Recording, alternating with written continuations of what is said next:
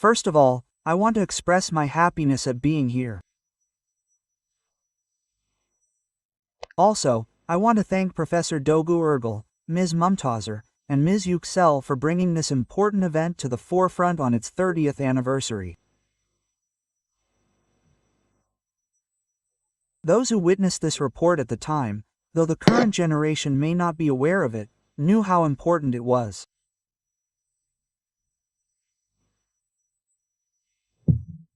In this context, I would like to thank the Diyarbakir Chamber of Commerce and Industry again for bringing this report to the forefront 30 years later, and thank you all for coming.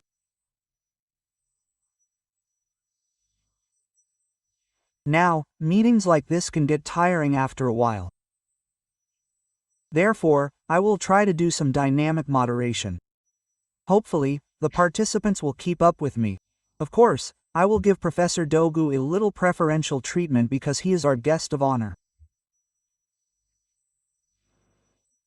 Rightfully so, I want to quickly discuss the 30th anniversary of the report, but also what has changed and what hasn't changed in those 30 years. I think that's what's meaningful. First, I would like to ask Professor Dogu about his feelings. First of all, Professor, it's been 30 years since you wrote that report, and you certainly suffered a lot for it. You lost a lot, as far as I know. You lost positions and privileges, but you called a Kurd a Kurd. So, we can summarize the report that way. Although the title of the report is Eastern Report, it's a Kurdish report. Of course, as Seymuz mentioned earlier, it's a twist of fate that Professor Dogu Ergul wrote the Eastern Report. I'll ask you about the content later, but first, the Union of Chambers and Commodity Exchanges of Turkey, TOBB, was the one that commissioned you to write this report, and then later said, actually, we didn't commission it. Now, 30 years later, you're discussing this report at the Diyarbakir Chamber of Commerce and Industry. Let's first hear your feelings. Then we'll go inside.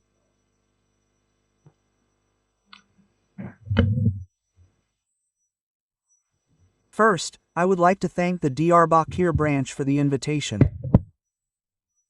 Mr. President, I offer my respects to you personally. Let me express my gratitude and appreciation in this way.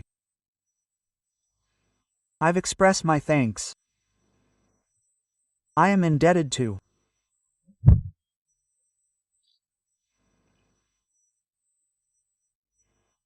Mr. Yali Meres, the former head of the Chamber of Commerce and the regional head, Mr. Mehmet, and the late Felhat Samilolu, who served in his place.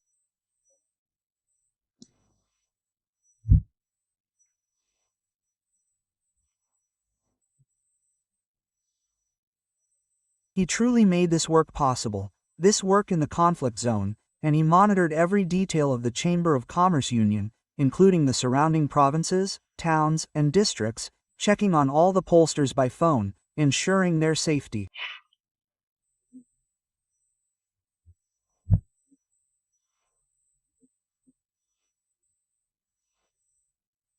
I offer my condolences and gratitude to Ferhat Samilolu. Now, why is this report called the Eastern Report? Well, if it weren't, it wouldn't have been published. That's one thing. Secondly, you know, there were no Kurds then. The Kurds hadn't come from outer space yet. And this report was a warning that they might come. As Mr. Rusan said, the word Kurd is mentioned, but not in the title, but it was a warning that the Kurds would arrive soon and that we should try to understand this issue. Now we talk about problems. There are no problems in nature, my friends. There are phenomena in nature. What we need to do is understand and manage these phenomena. That is, to pave the way for their natural occurrence.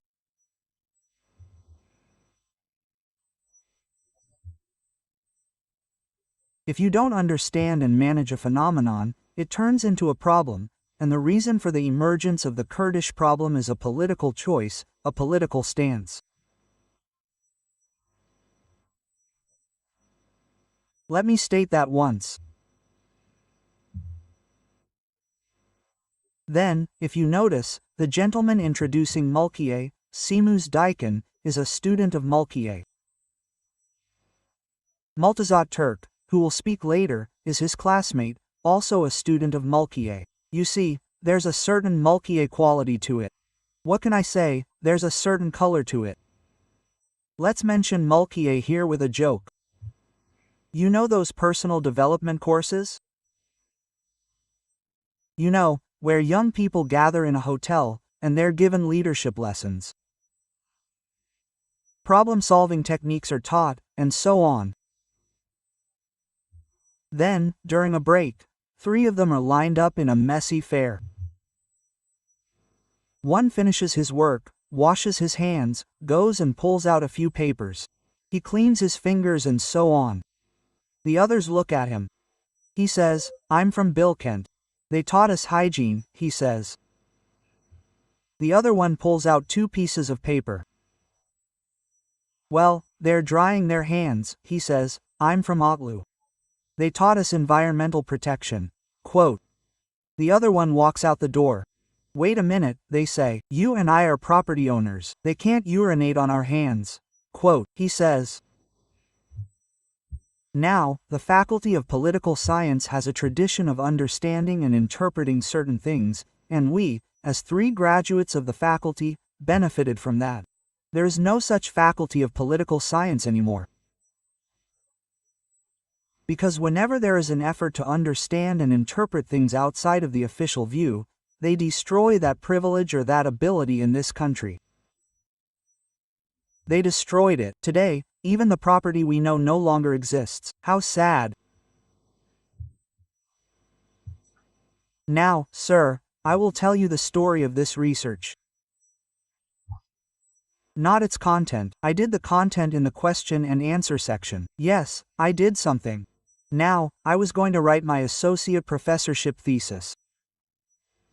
At that time, I was flirting with political alienation theory. By chance, election statistics came up, a thick sheet of paper. I looked and saw that there were villages where not a single person voted. Not a single person voted. They had collectively protested the election. I looked to see where these were. One in the east and one on the mountain slopes of the Black Sea region facing central Anatolia.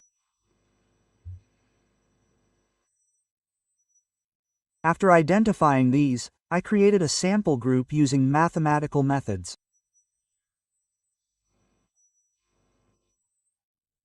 I prepared a group of pollsters from my own students.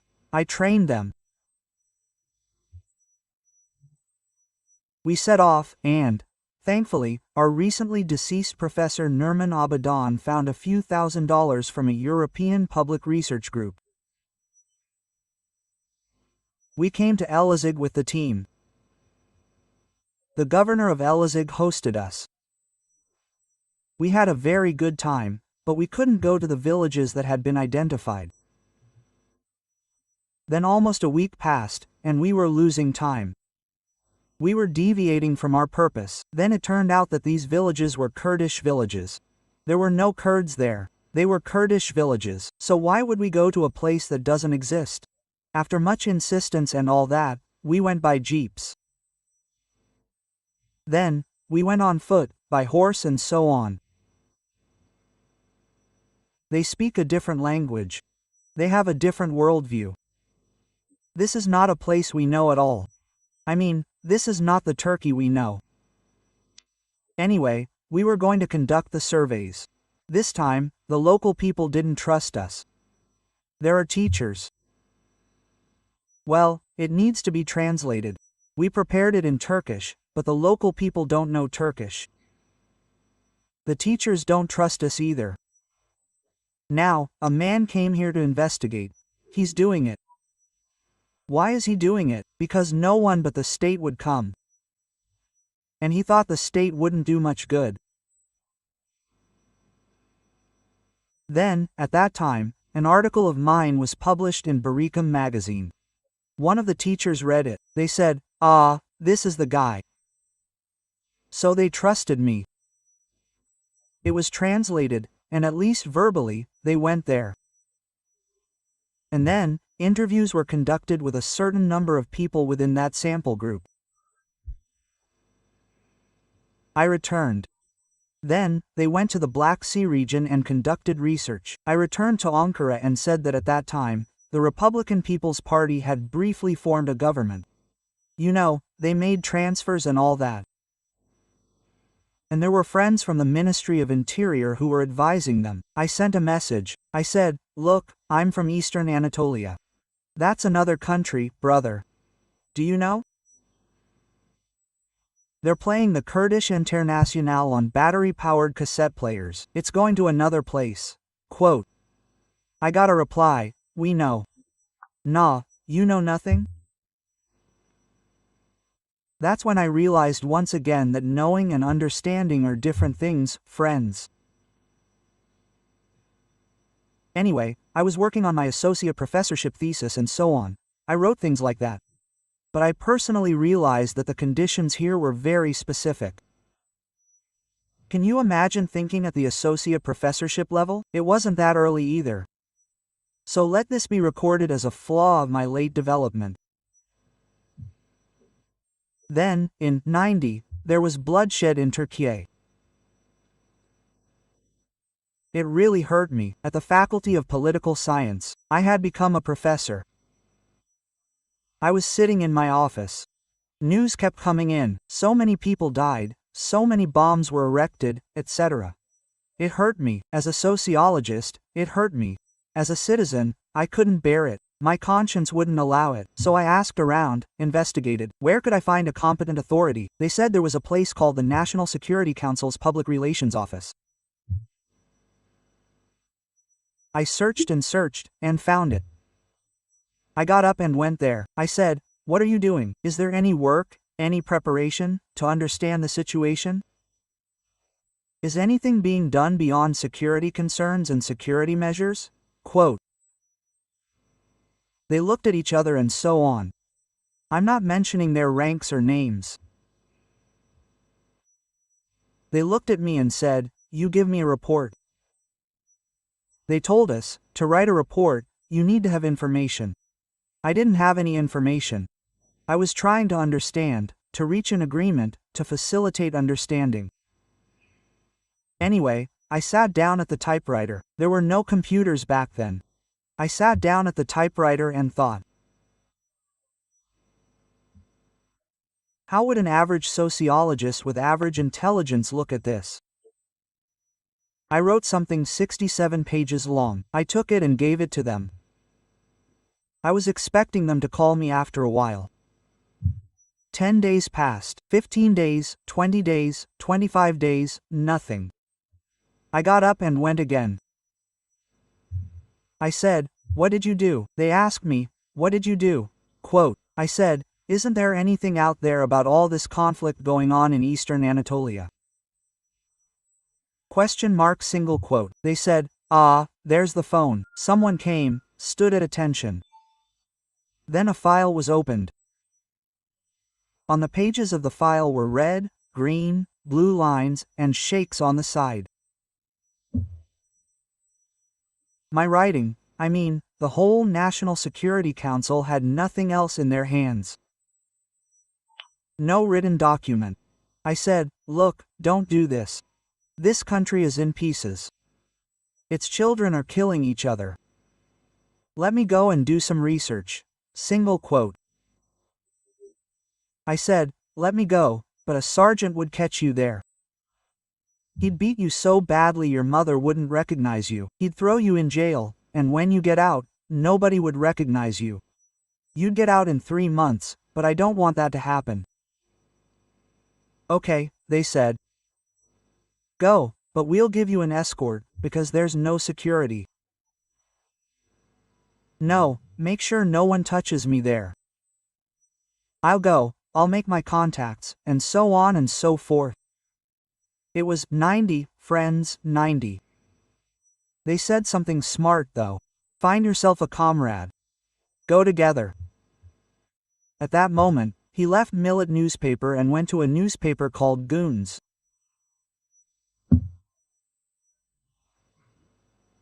What was the name of our dear friend? I'll remember now. Kåre Dusgoren. Yes. Kåre Dusgoren went and found a small fund from Goons newspaper for car rental and hotel expenses. We set off. We traveled to 7, 8, maybe 10 cities. 15 days. We talked to everyone we could. From religious leaders to tribal chiefs, to militants. Of course, they weren't introduced as militants, but we deliberately talked to everyone.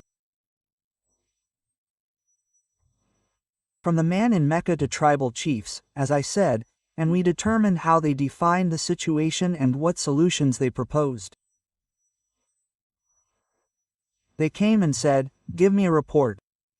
I said, "Let's do this. Put it on camera. I'll explain. I'll do 2 things. I won't give names of who I spoke to, but I'll tell you all my impressions." Quote, I spoke on camera for 6 hours. Then, you know what? They didn't give me the recording, because it was a top secret document. They didn't give me what I had said. Anyway, it was 95. Of course, nothing happened. I was returning from Istanbul in 95. I'll tell you about this as a personal inner journey, and also as an external journey, the process of preparing the report. I won't go into the details of the report's story or its content. I was returning from Istanbul. I happened to be sitting next to Mr. Yalim Ez. He introduced himself. I said, "Look, there's something I want to say. This Kurdish issue is a weakness of Turkey. If we don't overcome this weakness, Turkey can never be a strong and united country, a country that has achieved internal unity. Let's do some research to understand this problem. Let's overcome this weakness. Secondly, Turkey has transboundary waters. The Tigris and Euphrates rivers pass through many countries. Pay attention, there's a legend about Mesopotamian civilizations, isn't there? It's a real legend, of course. These Tigris and Euphrates waters, all those Babylonians, Assyrians, Sumerians, etc., are all parts of this Mesopotamian civilization, and these waters originate from Turkey. Now, these waters are good. If managed properly, it would greatly strengthen Turkey, not in the sense of abandoning it, but if it could establish a partnership and develop a joint production agreement and technique. Otherwise, a war would break out, and since the other side would be more numerous, we would lose. Okay, he said. He told me to come see him on a certain day. I went, and he instructed his general secretary to apply for the professor as the vice president responsible for special projects at the university. Can you believe it? The university was very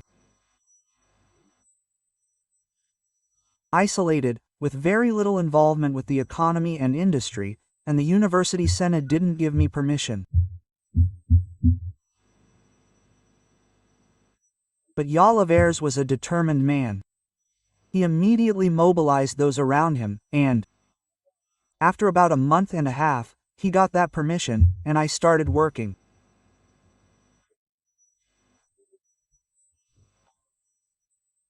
At that time, the True Path Party was changing its leader, and most of the True Path Party's delegates were from Tobol, and a new leader was elected.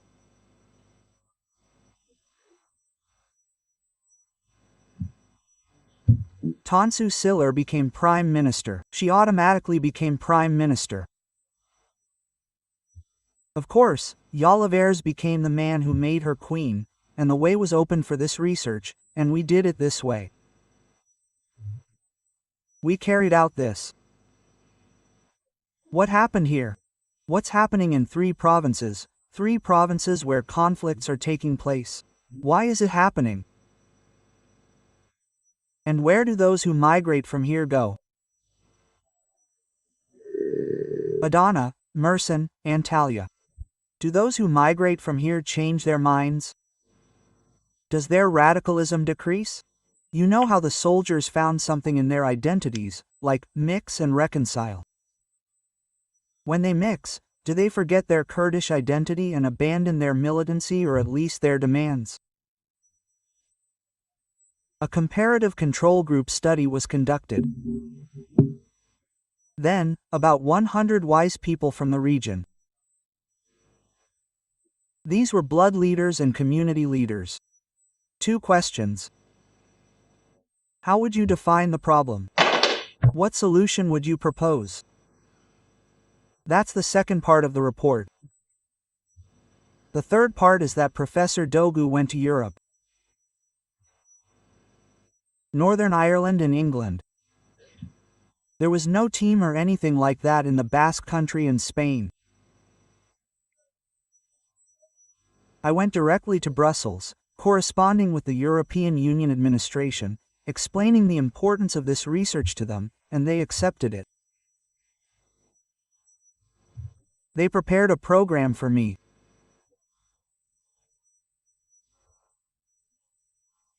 And as I said, in Northern Ireland, because Southern Iran is a republic, as you know, in independent Northern Iran and in conflict with England, what was done by meeting with parliamentarians, party leaders, academics, and organization members there?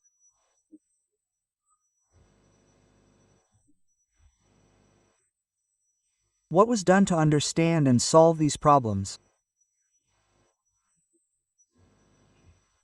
And the practices in the Basque Country were also identified in the ETA case, and it was included in the report as international wisdom.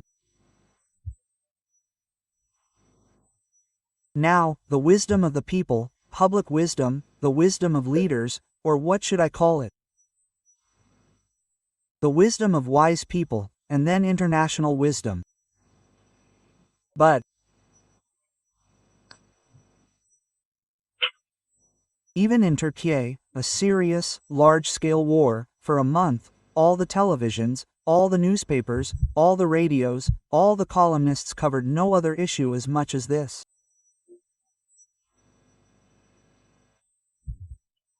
There was such immense pressure that, as Mr. Rusin said, my mother called me and said, "I can't go out on the street because of you, I'm ashamed of you." I did something. I told her openly. A lot of idiots later wrote to me saying, "You're not a respectable person, even your mother was ashamed of you." Do you know? They went through these stages. The Kurds came from outer space.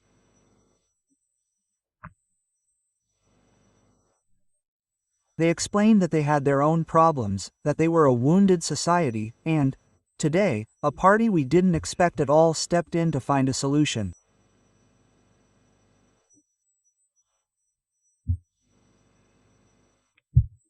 You see an intellectual close to that party among us here. How is he? Yes. And, we've come before you. Let me tell you this much. Yes.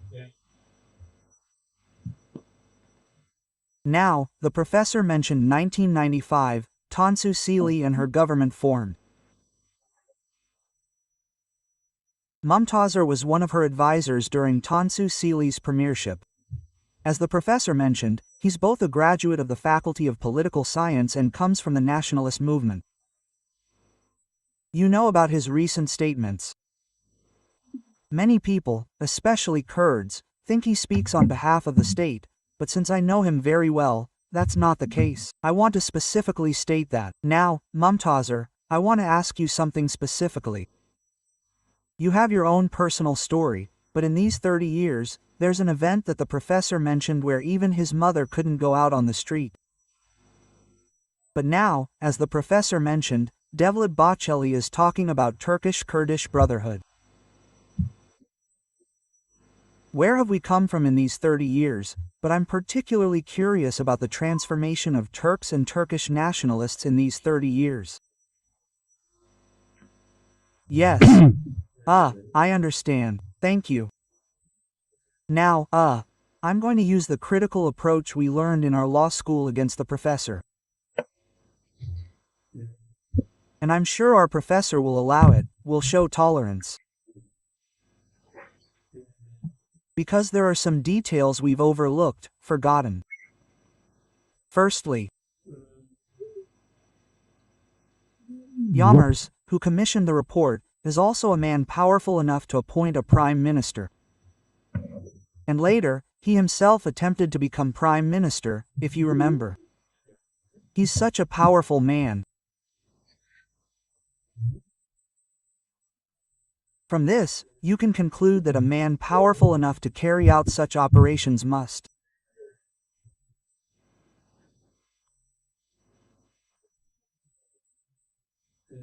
be in very close contact and coordination with the essential elements of the state. He cannot act otherwise. And at that time, the chambers of commerce really did have such a position.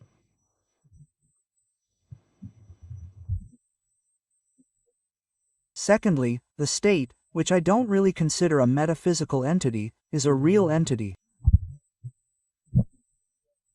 Let me put it this way. I was talking to a general to understand how it behaves. I asked, what is Turkey's defense concept? He replied, this happens in the 90s, he said, we have a position on the Sarıkamış line, he said. Single quote. Against the Soviets, he said. Besides that, Turkey doesn't have a serious defense plan, he said. So I said, what's going on there? In Sarıkamış, the Russians came, the Soviets came. They passed through. They passed Sarıkamış.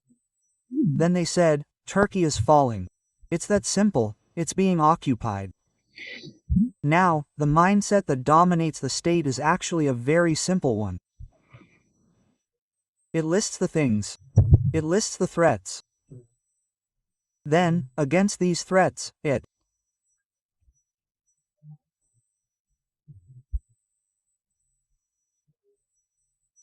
calculates how many tanks will be deployed to the Sarıkamış line, how many infantry divisions will be deployed, how much equipment, logistics, and so on. It calculates all of this. Then, from the founding of the state, it determines policies appropriate to these threat perceptions. It determines the principles of these policies. From the founding of Turkey, from 1923 onwards, there are two threats that have been identified. One will sound very funny to you, but it is a threat taken very seriously at the state level: missionary activities. All the security forces, intelligence organizations, etc., have created units to take precautions against these missionary activities. They take it that seriously. This was the case until recently. The second is separatism. Now, what kinds of countermeasures are developed against these types of perceived threats? Well, this isn't just a reflex or attitude unique to Turkey. Every country in the world lists its own threats and opportunities, adds them up, and creates an equation from that. They call that a strategy. For example, America's 2025 National Strategy was published last month. That's a similar document. Now, in Turkey, separatism is at the top of the threat perception for the next 100 years. And how should the state organize itself against this separatist threat? What units should be created for this? What assignments should be made? The state is institutionalized accordingly, and it has sensitivity on this issue. And, contrary to what is thought, it's not a rigid, ossified understanding bound by very strict rules and principles. It questions and tries to understand at every stage. For this, it consults intellectuals, academics, and what appear to be civil organizations. I consulted one of them in 1989. I participated, for example. In 1989, the Turkish Hearths organized a workshop on the southeastern Anatolia issue.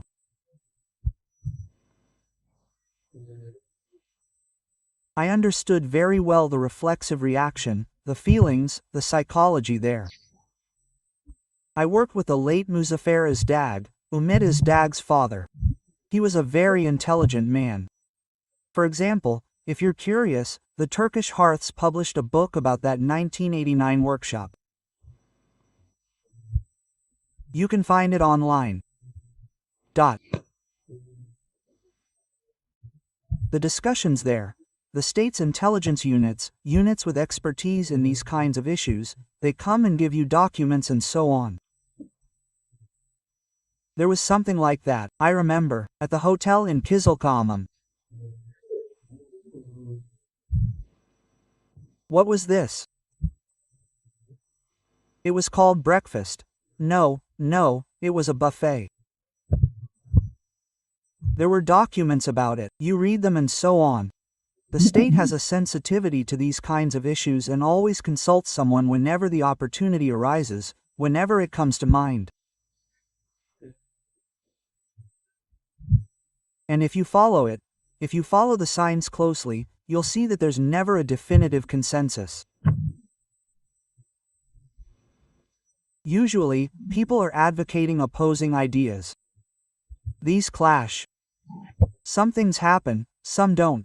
For example, in Turkey, the most liberal-minded state institution regarding the Kurdish issue is the intelligence organization.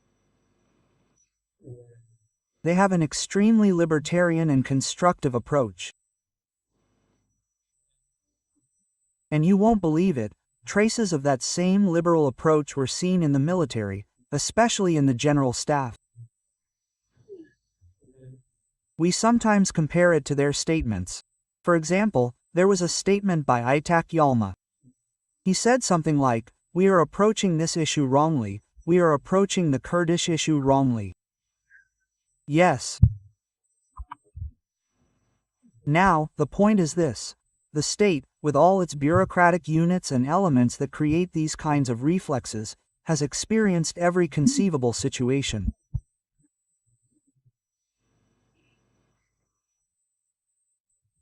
It has experienced everything imaginable, like, what would come of this? What kind of solution would it be? Quote, "The advantage we have today largely stems from this." In other words, during the years this report was being prepared in Turkey, remember what was being debated? There were those who advocated for give and get rid of, and those who advocated for hit and get rid of. These two groups were arguing amongst themselves, and there were those within the state apparatus, their supporters. And after that meeting in Kızılcahamam, for example, things were distributed from helicopters. Jihadist leaflets were distributed.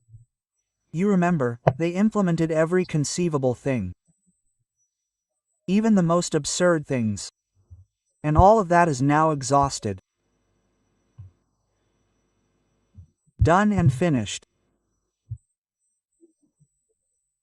Now, when you look at the whole picture, you can clearly see what can be derived from this historical accumulation and how Turkey will move forward with this accumulation.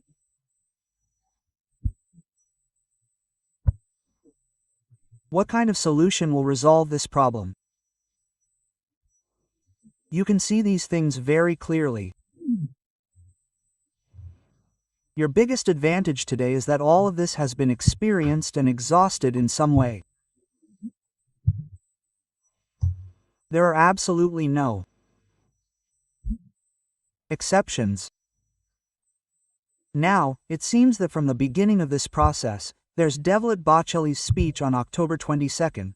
It's clear that the state was behind Bahçeli's October 22nd speech. It seems that these intelligence units, these units that possess the energy to create these kinds of reflexes within the state, have a plan, a project. It appears to be connected to Syria. But there's something about this project. I noticed this last October. The point is, we've tried for 100 years and it didn't work. Now, we need to understand this concept of brotherhood in a universal sense. Brotherhood, as you know, is one of the three fundamental principles of the French Revolution. It's not a principle in itself. There's liberty and equality alongside it. You need to consider all three together. And when the French say brotherhood, what they actually mean is the nation. They are defining the nation. For us, for the Ottomans, this principle of brotherhood is referred to as Uhuvetica, meaning political brotherhood. Its exact equivalent is nationalism. The term Uhuvetica is used instead of nationalism for Uhuvetica. In the Ottoman Empire, after the 1870s, especially if you look at the Second Constitutional Era, the term nationalism, in their jargon, was always replaced by political brotherhood. Now, the state has come to this conclusion. That is, the vision behind Devlet Bahçeli has concluded that things are not working this way.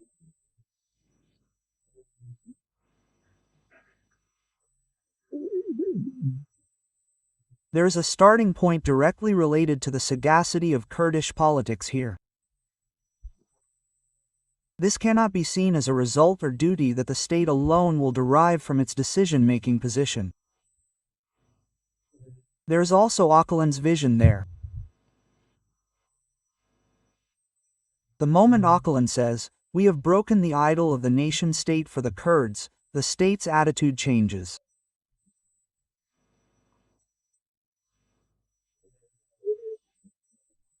This time, a stage is reached where a new contract will be established, brought to life, and a new era will begin based on the Kurds who have abandoned the ideal of the nation-state.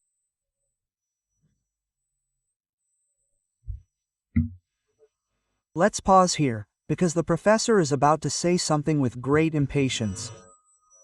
Ms. Yüksel, you will have to wait a little. I'll finish. Okay. Yes. So, the statement that this 100-year parenthesis has closed is accurate in this sense. The Turkish state has decided on this. Let me end with that sentence then. The state has decided on this. That is, the owners of this vision have decided on this. A door has been opened that is the product of a vision that is not about making peace with the Kurds, but about partnering with the Kurds, sharing a common destiny with the Kurds, moving together towards a common future with the Kurds. So, what you call peace has now happened. There is no turning back. But that's not the point. It's not that simple. Anyway, Rusa is pressing me. Let me continue. Please, Ms. Yüksel, close the thing, Professor, a small thing, yes, a small thing. Sir, now, a meeting in Kızılcahamam was mentioned. I don't remember Mumtazer from there. He doesn't remember me either, apparently. They invited me there too. Very interesting. Muzaffer's dad. I had just returned from there. This is the first time I mentioned this. He told me about the trip. You're very excited. You're very affected by it. I said, no, that's not the case. He said, those anxieties you're talking about are just fantasies. However, an interesting development occurred there that contradicted him. I don't know if you remember. They brought in a few captured PKK militants. They made them talk. Do you remember that meeting? Yes. It might have been another Kızılcahamam meeting. They brought in 2 PKK militants. They were captured and it was the first time they were being seen, so they were being brought out into those circles.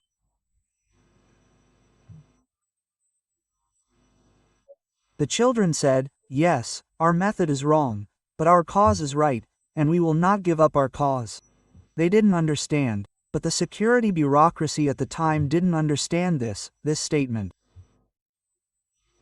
In the end, the state, or a section within the state, said, "This won't work," but they didn't have a clear idea of how it would work.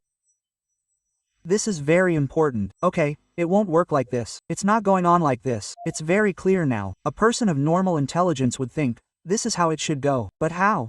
That hasn't been determined yet, friends. I'll ask you about that in the next round. Now, to Yüksel Hanım. I want to ask this. At the time when Mumtazer, the professor, wrote the report, and who were his advisors, you also joined the organization, right? Yes. It was. A strange situation. I was a young journalist, only 10 years into my career. I'm particularly curious about this. You later returned, served time in prison, and for years you've been conducting field research here, specifically targeting Kurds. Now, one of the most important features of this report, which is very valuable, is that it directly asks Kurds, are you Kurdish? Isn't it, Professor? And you went to Mardin, Diyarbakir. Batman. You also went to Kurds who had migrated to Antalya, Mersin, and Adana. You asked them various questions, and when we looked at the report, we see how they viewed things, with percentages, literacy rates, etc. Those who are curious about these details can find the report online. I'm especially curious about this. For at least the last 10 or 15 years of those 30 years, you've been constantly in the region, working with people. You're asking. You know the report. You also know the report that Professor Doga made 30 years ago. And it's especially important to emphasize this.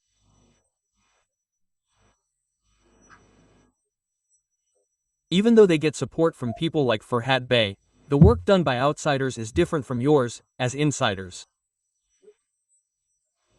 Therefore, I assume you have a greater advantage in terms of trust and distrust.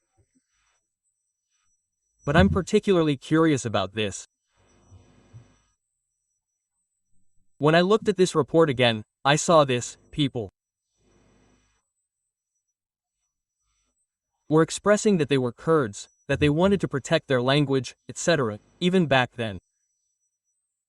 But regarding political demands, there was either a lack of clarity or a timidity. I'm not sure. Sometimes they might have even hesitated to respond. Now, in the reports you've prepared, and thank you again for sending us the latest one, you sent another study 2 days ago, a field study.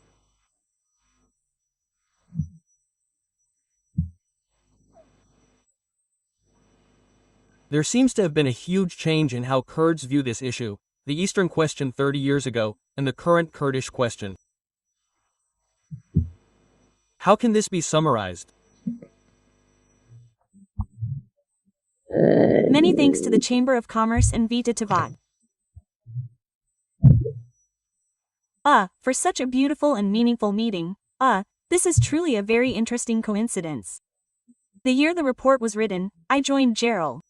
That report wasn't enough to keep me at home or to engage in politics in the country. Because that report wasn't implemented. It didn't find its reflection in life.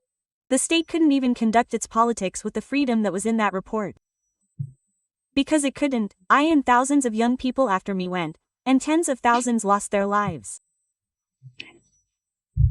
Reports that lack the power to provide solutions create opportunities, but when they lack practical application, we just occasionally recall them. I wish that the Eastern Report itself had had more courageous political channels and wills to become a state policy. Perhaps I wouldn't have gone, and we would have encountered a different profile of Turkey where those who came after me wouldn't have needed to go. But this is the Turkey we have, and I and many others after me have gone. Now, while that professor was speaking, I tried to remember the report from that period. I remember its content, what it included. At least, in terms of giving something its proper name and pointing in the right direction, it was truly one of the most courageous works done at that time. Unfortunately, what I remember is that even those who prepared the report didn't take ownership of it. Yes, there are some differences between that period and this one. For example, many issues in the report were seriously examined for the first time and were important.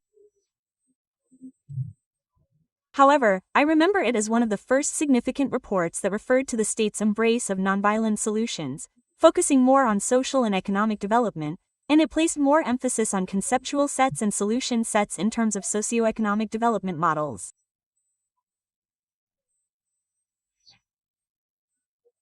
It was a report with some suggestions aimed at addressing the level of inequality in the region: political, economic, social, and cultural inequality in areas like health, education, infrastructure, and incentives, and the parameters developed from that, which was very advanced for that time. Because the Kurdish issue, the very existence of Kurds, was denied. Because even when I came in 99, when I came as a peace group, apart from the soldiers who were dealing with us, there was only one soldier who had escaped and come back. He was a captain. He said, "What are you? There is no such thing as a Kurd. You are Turks. You are just Kurt sounds." Quote, these are the years when we still hear about the Kurdish issue. It's useful to evaluate this period, which was marked by deep-seated denial of the Kurdish question, in the context of a powerful report that acknowledged the existence of a Kurdish issue and the need for the state to resort to nonviolent methods, along with socioeconomic development inequality. Looking at today's parameters, the parameters for a solution, for example, local governments, the idea of self-governance, is prominent.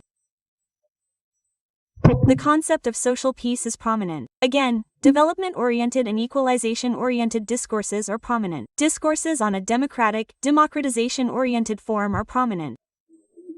Before the report's dynamics, I had looked at it.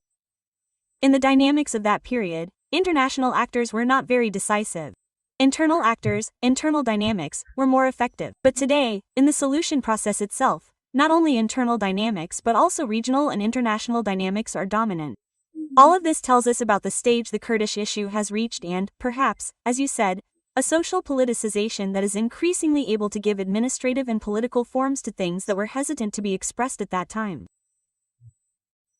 At that time, there was an open field where it was difficult to say and express these things. The legitimate field aspect is speaking a bit more strongly today. Therefore, it needs to be said that certain changes are taking place in the discourse sets, that the forces challenging the solution dynamics of the Kurdish issue, along with the lack of a solution, are diversifying and multiplying, and that the solution sets are also diversifying, that demands and discourses directed towards administrative and political forms are coming to the forefront much more, and that even the discussion of national collective rights is being conducted much more strongly. In that sense, there are actually certain differences and changes. Yes, I have been doing fieldwork for almost 12 years. Not counting journalism. That is also a kind of fieldwork, and when I consider it together with previous peace processes, actually, there are things that surprised me a lot in this period. I was very surprised, but there are also situations that I think I understood very well. No peace process until now has developed in such secure environments. In fact, unilateral ceasefire declarations, solution discussions. The way we arrived in 99, the way the militants withdrew from the border in the year we arrived, none of them had any guarantees. In fact, the state mechanism does not define or describe a guarantee, and it wasn't promising. Therefore, the uncertainties of that period were also intense. But unlike that period, all the field studies we've conducted in the last year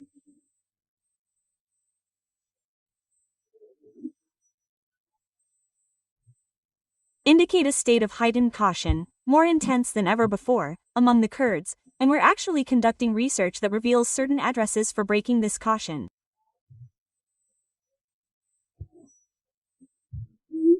We're measuring the uncertainty, or rather, the cautiousness regarding the success of the process, which still persists.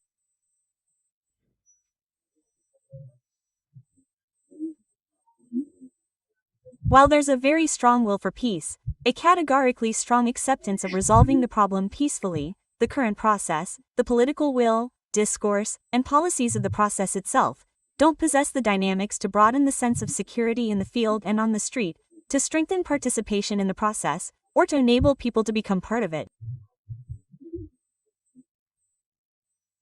At least, that's the case in the field. Therefore, we're measuring a very serious level of caution, sustainable caution, and insecurity. We could perhaps proceed with more questions, but let me immediately list 3 points at the heart of this insecurity. One of the most important and fundamental issues in the region is the ambiguity between the political will leading the process and its reflection on the streets. The political will, which has taken on the process at the state level, is itself inconsistent with the idea of peace and resolution as perceived by society, and its religious, discursive, and practical orientations are hindering the street's response. For example, the fact that the discourse still remains within the boundaries of security, that the discourses of denial still maintain different socio-psychological positions, is a kind of partnership, as Mumtazar mentioned earlier, a very valuable point of partnership with the Kurds.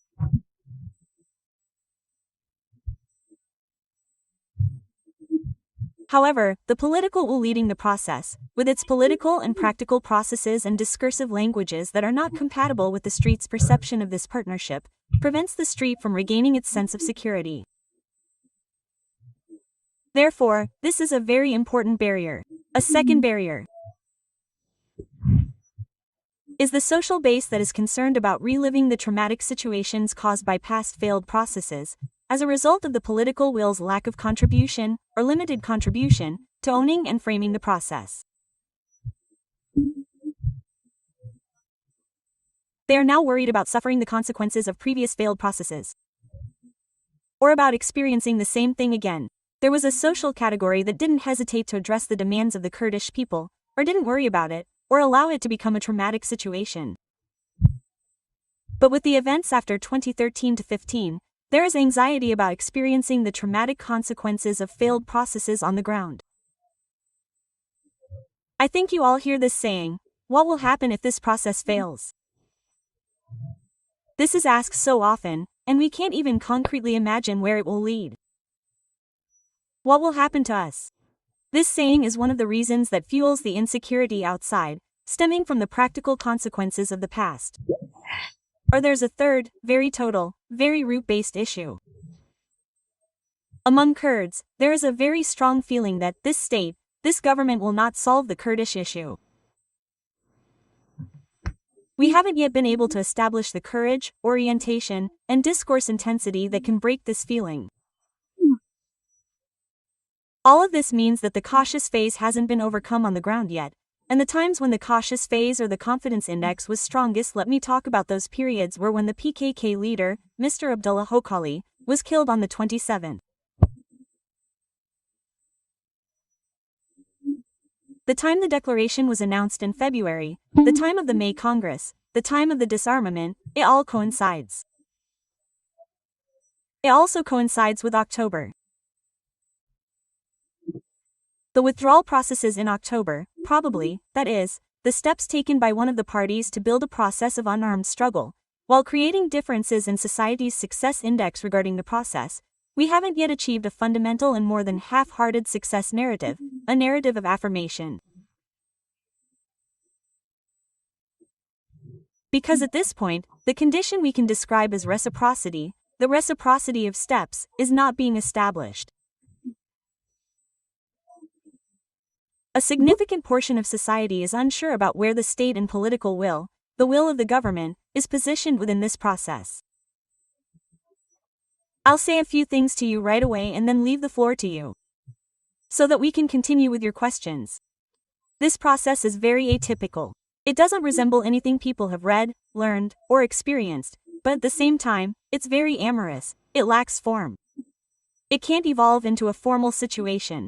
People can't foresee it, describe it, or move forward with it. Well, for example, even the difference in the naming of the process isn't perceived as a technical difference from the street. One side describes it as peace and building a democratic society, the other as a Turkey without terrorism, but we hope they can meet somewhere along the way, but they haven't. The existence of practices carried out in accordance with these differing naming agendas makes it difficult for society to define the process. This difficulty in defining it also affects how society connects with and participates in the process. Similarly, we hear a lot about this process. Is this a solution process? By Kurdish solution process, they mean the Kurdish issue. Is this also a peace process? Is this a process of alliance? Is it the much talked about alliance process between Kurds and Turks? Now, we need to know. It could be all three. It could be any one of these three. The ongoing practices are not considered compatible with any of these three by a significant portion of the street. At this point, I'll say that clarity of name, formation, formal situation clarification, and legal, institutionalized progress, along with concrete steps of political will, would be very valuable, and then I'll continue. Yes, okay, we'll get back to this topic. I'll ask Professor Mumtazer the same thing. Now, when I look at this report, looking at it years later and looking at it today, there are very important changes, of course, but it seems that the most important thing is what Mumtazer said earlier when I interrupted her: the issue of Öcalan's will. Now, in this report, you state a very important finding. The solution to the Eastern problem lies not in the PKK, but in reaching an agreement with the local people.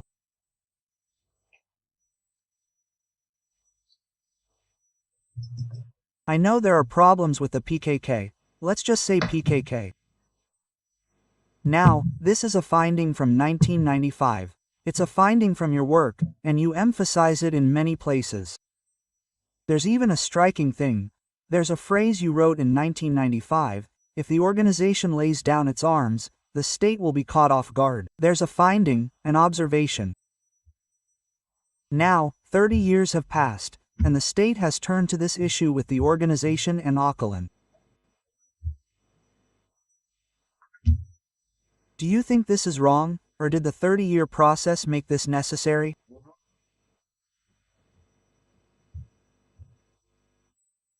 The state took the easy way out. Because there is a political will. A monopolized political will. On the other hand, when a representative emerges, representing a broad and heterogeneous segment, it can be very easy for them to reach an agreement. They chose this path. But remember, friends, and by remember, I mean it sounded a bit like a professor's rant, but let's not forget that peace is a social phenomenon. If it is embraced and internalized, it becomes lasting. Otherwise, an agreement reached between two people or two wills is just an agreement.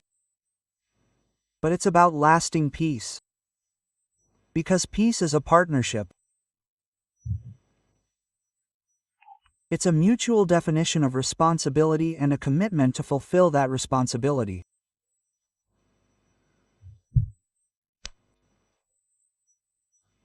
If we don't see this commitment as a broad-based popular movement, as a popular initiative, but as an agreement between leaders, we can't guarantee at all whether it will be lasting. Not at all. The participation of society in this agreement is absolutely necessary.